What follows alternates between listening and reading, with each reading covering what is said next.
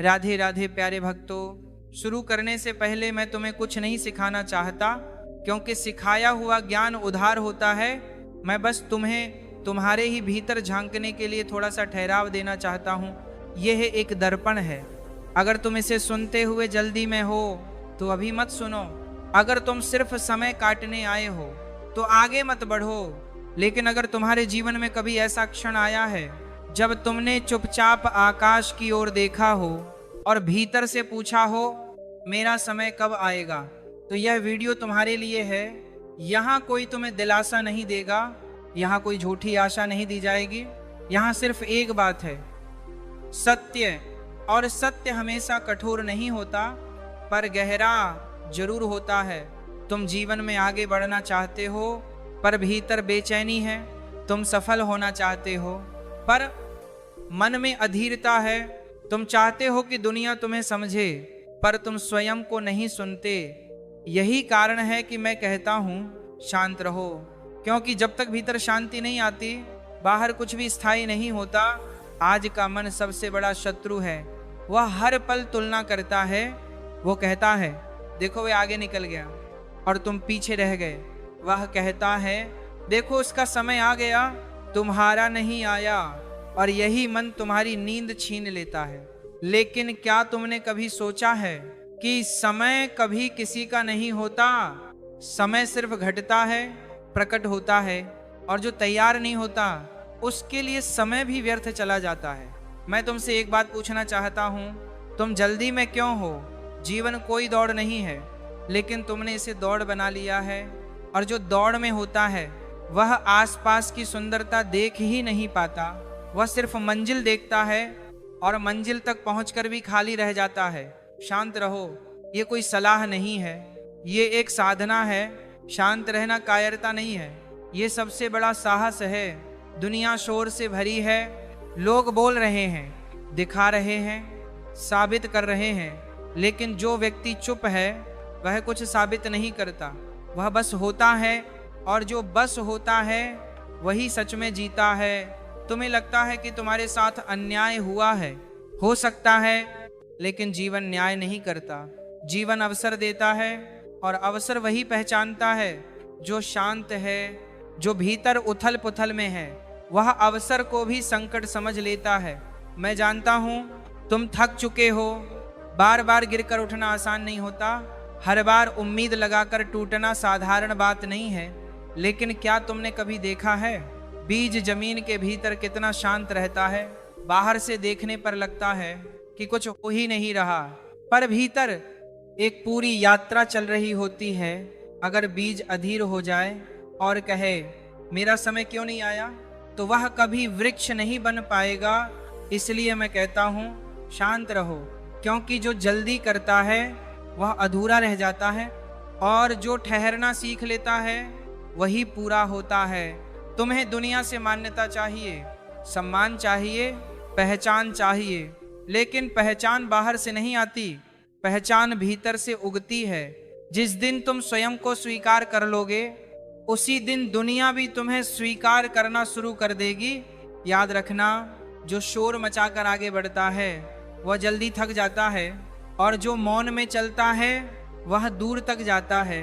अगर तुम्हें लगता है कि लोग तुम्हें नज़रअंदाज कर रहे हैं तो इसे अपमान मत समझो, यह तैयारी का समय है। जीवन जब किसी को चुनता है तो पहले उसे अकेला करता है, क्योंकि भीड़ में व्यक्ति नहीं बनते, व्यक्ति अकेलेपन में बनते हैं।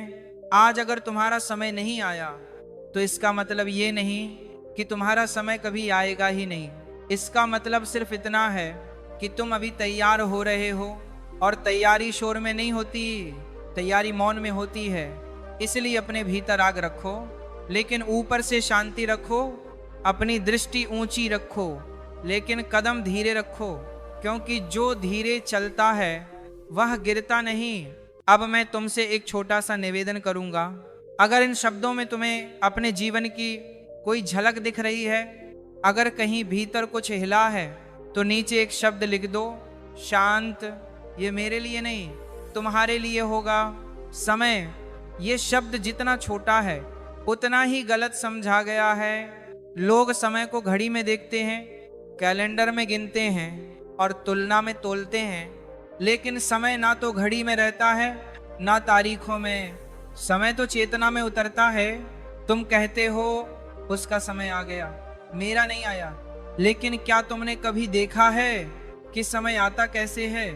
समय दरवाजा खटखटा कर नहीं आता, वह अचानक भीतर से खुलता है। जो बाहर देखता रहता है वह समय चूक जाता है, और जो भीतर उतरता है समय उसी के लिए रुक जाता है। समय को पाने की सबसे बड़ी भूल यह है कि लोग उसे पकड़ने की कोशिश करते हैं, और जो पकड़ा वह समय नहीं रह जाता, वह सिर्फ बोझ बन जाता है। मैं तुमसे कहता हूं, समय को मत दौड़ाओ, अपने भीतर ठहराओ, पैदा करो, समय अपने आप दौड़ कर आएगा। छोटा पौधा जल्दी बड़ा नहीं होता, और जो जबरदस्ती बड़ा किया जाए उसकी जड़ें कमजोर होती हैं, वह पहला तूफान सह नहीं पाता। जीवन भी ऐसा ही है, अगर सब कुछ जल्दी मिल जाए तो संभालना नहीं आता, और जो संभाल ना सके वह खो भी जल्दी देता है।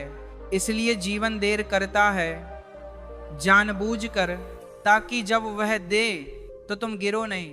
तुम शिकायत करते हो मेहनत मेरी है, फल किसी और को मिल रहा है, लेकिन तुम यह भूल जाते हो कि मेहनत सिर्फ कर्म है, फल परिपक्वता से मिलता है, और परिपक्वता शांत व्यक्ति में आती है, अधीर व्यक्ति में नहीं। अधीर व्यक्ति हर दिन पूछता है अब क्यों नहीं, और शांत व्यक्ति हर दिन कहता है जब होगा तब सही होगा। यही अंतर है। समय किसी का पक्ष नहीं लेता, समय किसी का शत्रु नहीं होता। समय सिर्फ आईना है, जो तुम हो वही लौटा देता है। अगर भीतर भय है तो समय डर बनकर आएगा, अगर भीतर लालच है तो समय परीक्षा बनकर आएगा, और अगर भीतर मौन है तो समय वरदान बनकर आएगा। लोग सोचते हैं कि समय बदलने से जीवन बदलेगा, लेकिन सच्चाई उल्टी है। जब जीवन बदलता है तब समय बदलता है। तुम अभी जिस अवस्था में हो वही तुम्हारा समय है, और इससे बचने की कोशिश मत करो। इसे समझो, जो अपने वर्तमान से लड़ता है वह भविष्य से भी हारता है, और जो वर्तमान को स्वीकार करता है भविष्य उसके चरण छूता है। तुम अकेले हो, ये सजा नहीं है, ये प्रशिक्षण है। भीड़ में समय जल्दी नहीं आता, भीड़ में सिर्फ भ्रम आता है। अकेलेपन में दृष्टि साफ होती है, और साफ दृष्टि ही सही समय को जन्म देती है। मैं जानता हूं तुम्हें लगता है कि दुनिया आगे निकल गई, लेकिन दुनिया आगे नहीं निकली है। दुनिया बस तेज हो गई है। तेज होना और आगे होना दो अलग बातें हैं। तेज व्यक्ति थक जाता है, आगे वाला व्यक्ति टिकता है। समय टिकने वालों के पास आता है, भागने वालों के पास नहीं। इसलिए मैं फिर कहता हूं, शांत रहो। शांत रहने का अर्थ कुछ ना करना नहीं है, शांत रहने का अर्थ है बिना घबराए करना। जब तुम बिना घबराहट के कर्म करते हो तो कर्म पूजा बन जाता है, और पूजा में किया गया कर्म कभी व्यर्थ नहीं जाता। तुम्हारा आज अगर खाली लग रहा है तो घबराओ मत, खाली पात्र ही भरे जाते हैं, और जो पहले से भरा है वह सिर्फ छलकता है, कुछ नया नहीं पाता। याद रखो, समय शोर नहीं सुनता, समय कंपन सुनता है। जो भीतर से स्थिर है समय उसकी ओर झुकता है, और एक दिन बिना घोषणा के, बिना शोर के तुम पाओगे अब समय तुम्हारा हो गया है। लेकिन तब तुम यह भी पाओगे कि अब समय की जरूरत ही नहीं रही, क्योंकि तुम स्वयं समय बन चुके हो। लोग, यह शब्द जितना साधारण दिखता है उतना ही खतरनाक है, क्योंकि ज्यादातर जीवन लोगों की नजरों में ही उलझकर खुद से दूर हो जाता है। लोग क्या कहेंगे, यही वह प्रश्न है जिसने अनगिनत संभावनाओं को जन्म लेने से पहले ही मार दिया है। तुम सोचते हो कि लोग तुम्हें देख रहे हैं, सच्चाई यह है कि लोग तुम्हें नहीं, अपनी ही छवि को देख रहे हैं जो तुम्हारे ऊपर थोप दी गई है। लोगों की राय कभी सत्य नहीं होती, वह सिर्फ उनके मन की स्थिति होती है, और अस्थिर मन स्थिर सत्य नहीं दे सकता। आज वे हंसते हैं, कल वही ताली बजाते हैं, और परसों वही तुम्हें भूल जाते हैं। लोगों की स्मृति बहुत छोटी होती है, लेकिन उनका प्रभाव तुम्हारे मन पर बहुत बड़ा होता है अगर तुम उन्हें अनुमति दे दो। यही भूल है जब तुम लोगों से मान्यता मांगने लगते हो। तुम अपने भीतर की सत्ता उनके हाथों में सौंप देते हो, और जिसने अपनी सत्ता दूसरों को दे दी वह फिर शिकायत करता है कि मैं कमजोर क्यों हूं। लोगों को दोष मत दो। श उस निर्भरता का है जो तुमने पाल ली है। लोग तो वही कहेंगे जो उन्हें कहना आता है। वे तुम्हारे भीतर नहीं उतर सकते, वे तुम्हारी पीड़ा नहीं जी सकते, वे तुम्हारी यात्रा नहीं समझ सकते। फिर भी तुम उनकी बातों से अपने जीवन की दिशा तय करते हो। ये अंधापन है। जब कोई व्यक्ति सच में बढ़ने लगता है तो सबसे पहले लोग असहज होते हैं, क्योंकि तुम्हारा बढ़ना उनकी नींद में खलल डालता है। तुम उनका आईना बन जाते हो, और आईना अधिकतर लोगों को पसंद नहीं आता, इसलिए वे आलोचना करते हैं, मजाक उड़ाते हैं, शब्दों से चोट पहुंचाते हैं। लेकिन ध्यान रखना, जो चोट शब्दों से लगती है वह तुम्हारी सहमति से लगती है। अगर तुम मौन रहो तो शब्द लौट जाते हैं। लोगों से लड़ने की जरूरत नहीं, लोगों से बचने की भी जरूरत नहीं, बस उनसे ऊपर उठने की जरूरत है। ऊपर उठने का अर्थ घमंड नहीं है, ऊपर उठने का अर्थ है भीतर उतरना। जो व्यक्ति भीतर उतर जाता है उसके लिए बाहर की भीड़ बस एक शोर रह जाती है, निर्णय नहीं। लोग पूछेंगे तुम इतना शांत कैसे हो, और तुम उत्तर नहीं दोगे क्योंकि उत्तर देने की आदत अभी गई नहीं है उनमें। लोग स्पष्टीकरण चाहते हैं। शांत व्यक्ति को स्पष्टीकरण की आवश्यकता नहीं होती। तुम्हें सफाई देने की कोई जरूरत नहीं। सफाई वही देता है जिससे संदेह हो कि शायद वह गलत है। जो अपने सत्य में स्थिर है वह चुप रहता है। लोगों को ये चुप्पी कमजोरी लगती है, असल में यही सबसे बड़ी शक्ति है। भीड़ शोर करती है, व्यक्ति मौन में खड़ा रहता है, और इतिहास हमेशा व्यक्ति को याद रखता है, भीड़ को नहीं। तुम्हारा आज लोगों की नज़रों में छोटा हो सकता है, लेकिन लोगों की नज़र बहुत सीमित होती है। वे केवल परिणाम देखते हैं, प्रक्रिया नहीं।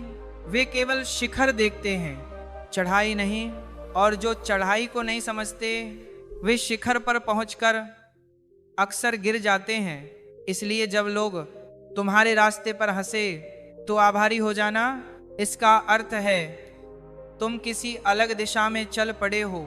सही रास्ते पर हमेशा अकेलापन होता है। लोग साथ तब आते हैं जब मंजिल दिखने लगती है, और तब तुम्हें समझ आ जाता है कि यात्रा अकेले ही करनी थी। लोगों से डरकर अगर तुम रुक गए तो तुमने खुद को धोखा दिया, और यह धोखा सबसे गहरा होता है। लोगों को खुश करने में पूरा जीवन निकल जाता है, और अंत में ना तुम खुश रहते हो ना लोग, क्योंकि लोगों की अपेक्षाएं कभी समाप्त नहीं होती। आज वे कुछ और चाहते हैं, कल कुछ और, परसों तुम्हें बदल देना चाहते हैं। इसलिए पहले ही दिन तय कर लो, मैं लोगों की सुविधा नहीं, अपने सत्य के अनुसार जीऊंगा। यह निर्णय कठिन है, लेकिन यही मुक्ति है। जब तुम यह सीख लेते हो कि लोग तुम्हारी यात्रा का हिस्सा नहीं हैं, सिर्फ दर्शक हैं, तभी तुम स्वतंत्र होते हो। दर्शक ताली भी बजाते हैं, सीटी भी मारते हैं, लेकिन मंच पर तुम ही खड़े होते हो, और मंच पर खड़े व्यक्ति को दर्शकों की आवाज नहीं, अपने भीतर की आवाज सुननी होती है। आज अगर तुम लोगों से कटे हुए महसूस कर रहे हो तो ये बीमारी नहीं है, यह विकास का लक्षण है। हर जागरूक व्यक्ति इस दौर से गुजरता है, क्योंकि जब चेतना बढ़ती है तो भीड़ से दूरी बनती है, और यह दूरी दर्द देती है। लेकिन यही दूरी तुम्हें वह दृष्टि देती है जिससे समय को पहचाना जाता है। अभी समझ अधूरी है।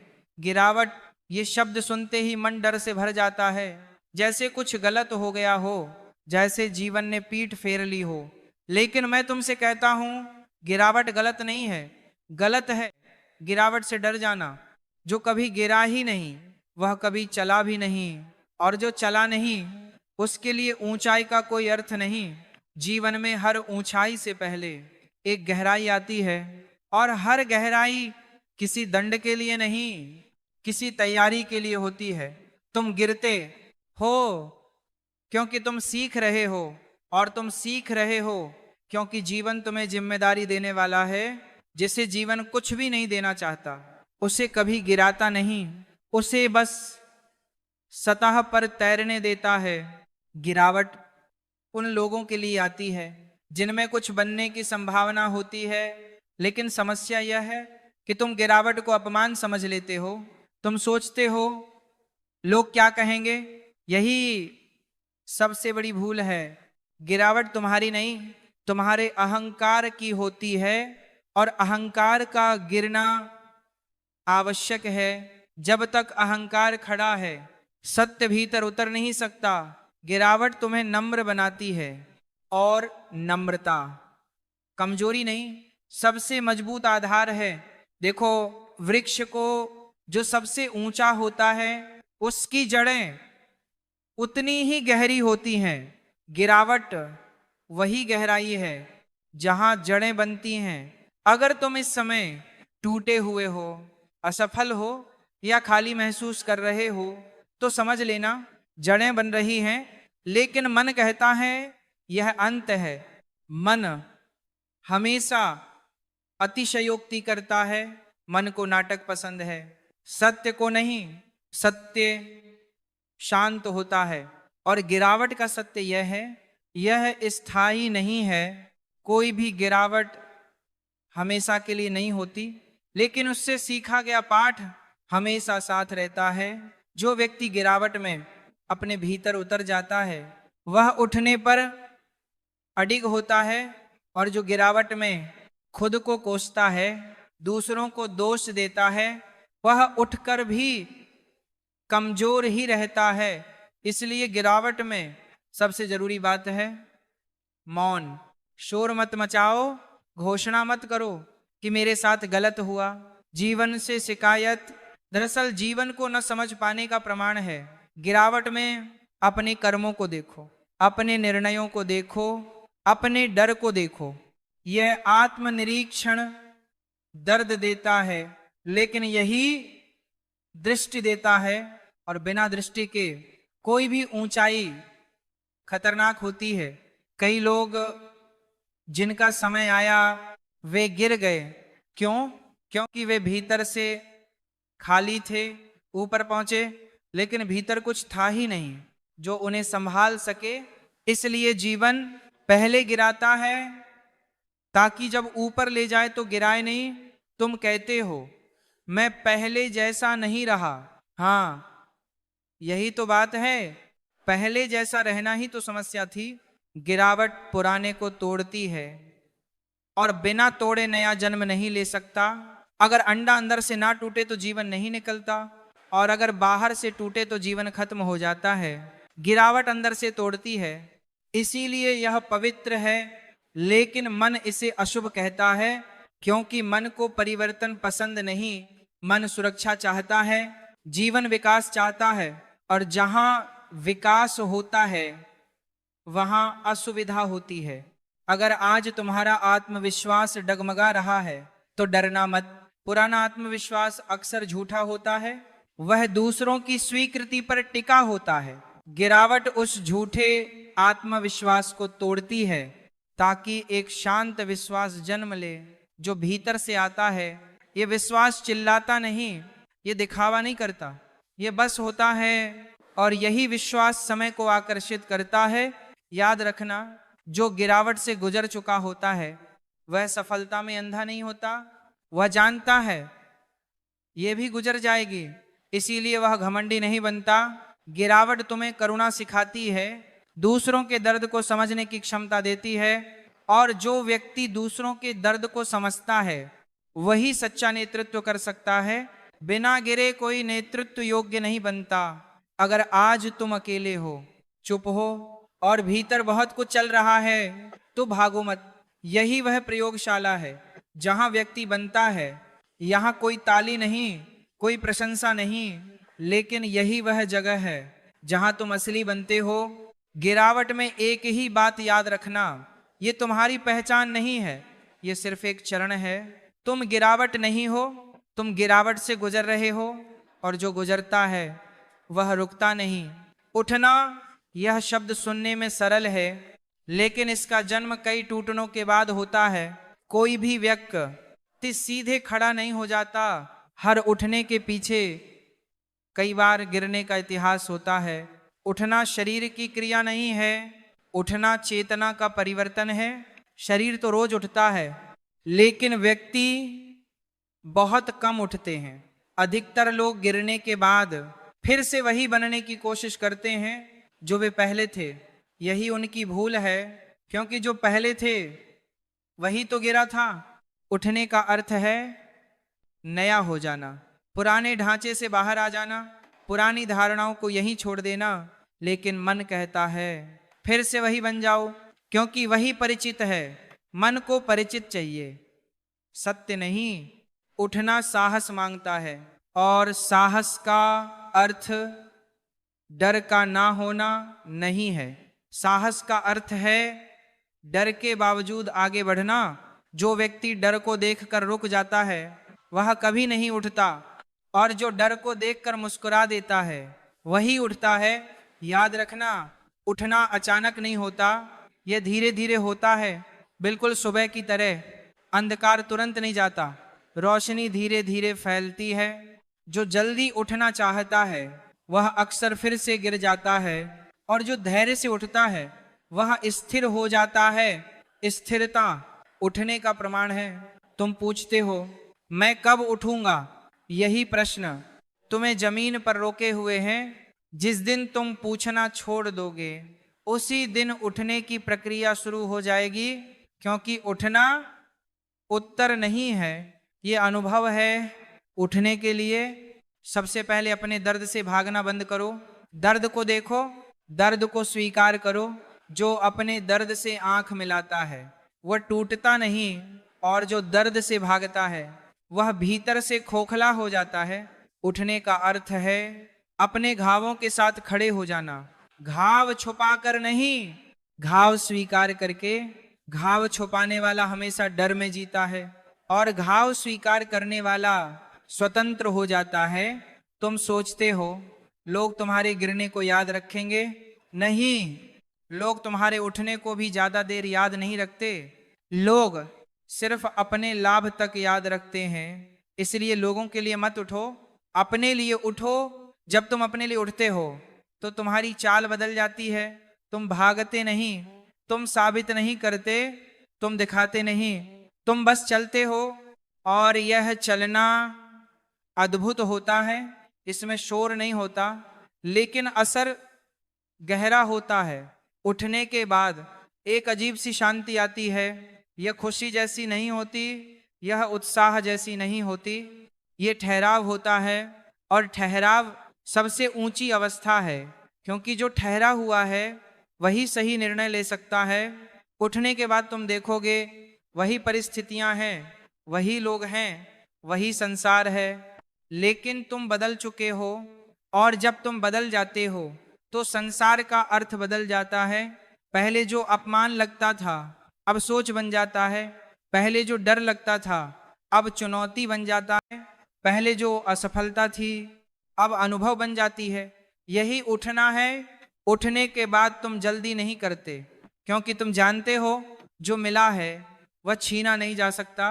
जल्दी वही करता है जिसे खोने का डर होता है और जिसे अपने भीतर भरोसा हो वह धीरे चलता है। उठने के बाद तुम तुलना करना छोड़ देते हो, क्योंकि अब तुम्हारा मापदंड तुम स्वयं हो। तुम किसी से आगे नहीं, किसी से पीछे नहीं, तुम बस अपने रास्ते पर हो। और अपने रास्ते पर चलना सबसे कठिन है, क्योंकि वहां कोई भीड़ नहीं होती, कोई नक्शा नहीं होता, कोई ताली नहीं होती, लेकिन वहीं सत्य मिलता है।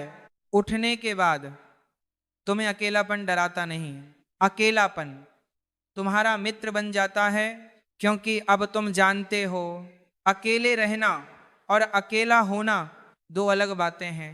अकेले रहना एक कला है, और जो इसे सीख लेता है वह भीड़ में भी अकेला नहीं होता। उठने के बाद तुम अतीत को दोष नहीं देते, तुम भविष्य से भी चिपकते नहीं, तुम वर्तमान में पूरी तरह उपस्थित हो जाते हो। और यही उपस्थिति समय को बुलाती है। समय वह आता है जहां घबराहट नहीं होती, समय वहां आता है जहां धैर्य होता है, समय वहां आता है जहां व्यक्ति अपने आप में पूरा होता है। यही कारण है कि कई लोग योग्य होते हुए भी अपने समय से चूक जाते हैं, क्योंकि वे भीतर से अधूरे होते हैं। उठना इस अधूरेपन को पूरा करता है, लेकिन ध्यान रखना उठने के बाद सबसे बड़ा खतरा अहंकार का होता है। मन कहता है देखो तुम उठ गए, अब दूसरों को दिखाओ, और यहीं बहुत से लोग फिर से गिर जाते हैं। सच्चा उठना दिखता नहीं, वह महसूस होता है। अगर तुम्हें अपने उठने की घोषणा करने की जरूरत पड़ रही है तो समझ लेना तुम अभी खड़े नहीं हुए हो। जो सच में खड़ा होता है वह चुप रहता है, उसकी ऊर्जा बोलती है, और ऊर्जा कभी झूठ नहीं बोलती। उठने के बाद तुम्हें यह भी समझ में आएगा कि हर किसी का समय अलग होता है, और यह अलगाव अन्याय नहीं, संतुलन है। अगर सबका समय एक साथ आ जाए तो संसार टूट जाए। इसलिए जीवन हर व्यक्ति को उसके योग्य क्षण देता है। योग्यता का अर्थ कौशल नहीं है, योग्यता का अर्थ है संभाल सकने की क्षमता, और ये क्षमता गिरावट से होकर उठने में आती है। अगर आज तुम खुद को पहले से ज्यादा शांत पाते हो, पहले से ज्यादा जागरूक पाते हो, तो समझ लेना तुम उठ चुके हो। भले ही बाहरी दुनिया अभी ना मानी हो, दुनिया हमेशा देर से मानती है, लेकिन जब मानती है तो पूरा मानती है। समय आता है, लेकिन जिस तरह तुम सोचते हो उस तरह नहीं आता। वह शोर मचाकर नहीं आता, घोषणा करके नहीं आता, वह अचानक तुम्हें घेर लेता है। और अगर तुम तैयार नहीं हो तो वही समय तुम्हें तोड़ भी सकता है। लोग समझते हैं कि समय आना मतलब सफलता, सम्मान, पैसा, पहचान, लेकिन समय आना इन सब का परिणाम है, स्वयं यह नहीं। समय आना एक परीक्षा है, और यह परीक्षा गिरावट से भी कठिन होती है, क्योंकि गिरावट में तुम्हारे पास खोने को कुछ नहीं होता, लेकिन समय आने पर बहुत कुछ खो सकता है। मैंने कई लोगों को देखा है जिन्होंने वर्षों प्रतीक्षा की, संघर्ष किया, सहन किया, और जब समय आया तो वे स्वयं को संभाल नहीं पाए। क्यों? क्योंकि उन्होंने समय आने की कल्पना की थी, तैयारी नहीं। समय अधीर व्यक्ति को और अधीर बना देता है, अहंकारी को, और अहंकारी और जो भीतर से खाली है उसे पूरी तरह उजाड़ देता है। इसलिए मैं कहता हूं समय से मत डरना, लेकिन समय के लिए झूठी लालसा भी मत पालना। जो समय को चाहता है वह समय से हार जाता है, और जो स्वयं को तैयार करता है समय उसका पीछा करता है। समय आने का पहला संकेत ये होता है कि तुम्हारे भीतर दिखाने की इच्छा मर जाती है। अब तुम्हें समय आने पर अगर तुम सिर्फ अपने लिए जियो तो वह समय छोटा पड़ जाएगा, और अगर तुम उसे बांट दो तो वही समय अमर हो जाएगा। लेकिन बांटना उपदेश देना नहीं है, बांटना अपने होने से दूसरों को छू लेना है। जब तुम बिना बोले किसी को साहस दे देते हो तब समझ लेना तुम अपने समय में हो। जब तुम्हारी उपस्थिति किसी को थोड़ा शांत कर दे तब समझ लेना तुम अपने समय में हो। समय आने का अंतिम संकेत यह है कि डर तुम्हें नियंत्रित नहीं करता। डर आता है लेकिन तुम्हें चलने से नहीं रोकता। आलोचना होती है लेकिन तुम्हें बदल नहीं देती। अब तुम लहरों से नहीं लड़ते, तुम लहरों पर चलना सीख जाते हो। और यही कौशल जीवन की सबसे बड़ी कला है।